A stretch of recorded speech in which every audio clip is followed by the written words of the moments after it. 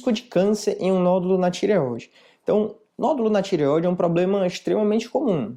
A maioria dos nódulos eles são benignos e hoje a tecnologia do exame de ultrassom ela já é muito boa. A gente consegue, apenas pelo exame de ultrassom, já ter uma boa noção se aquele nódulo é maligno ou benigno. Então, o câncer de tireoide, nós avaliamos se o nódulo tem as características suspeitas para câncer através do exame de ultrassom, mas isso também é complementado pelo exame físico do pescoço, pela história pessoal do paciente, alguns fatores que a pessoa tem que podem aumentar, né, o risco de ser um câncer ou não, e o exame de biópsia, a punção guiada pelo ultrassom, é um exame muito importante nessa investigação de um nódulo na tireoide. Então vamos dizer que existe um nódulo na tireoide em um homem de 50 anos que fuma e bebe, e esse nódulo tem as seguintes características: é um nódulo sólido, hipoecóico com microcalcificações. Então, esse caso, forte risco para ser câncer. Acima dos 50 anos, homem, nódulo único, com essas características, o risco de ser câncer é altíssimo. Então, é uma das formas de avaliar, às vezes até com o exame de ultrassom já dá para ter uma boa noção.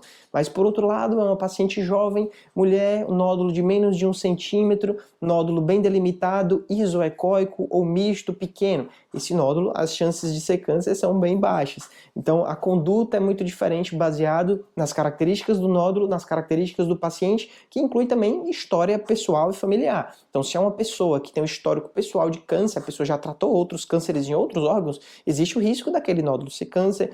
Se a pessoa tem uma história familiar importante, então tem vários casos de câncer de tireoide, que aí é um ponto, o paciente às vezes acha que porque na família tem câncer de mama, câncer de útero, câncer de pulmão, tem o risco de ter câncer também. Aqui a gente está falando de câncer de tireoide. Então, se na sua família tem outros casos de câncer de tireoide, principalmente em pessoas próximas, sua irmã teve, sua mãe teve, uma tia teve, nesse caso você tem que ficar mais atento à sua tireoide, né? Até recomendo que faça ultrassom nos parentes próximos dessa pessoa que teve. Então, a gente olha todos esses fatores: história pessoal, história familiar, as características do paciente, então idade, se é acima de 50 anos, se é homem o risco é um pouco maior, as características do nódulo, e quando junta tudo isso a gente indica o exame de punção, e a punção pode já dar essa confirmação, né, que basta essa confirmação para a gente ir para a cirurgia. Às vezes a punção não dá tanta clareza, vem o resultado, por exemplo, Bethesda 3.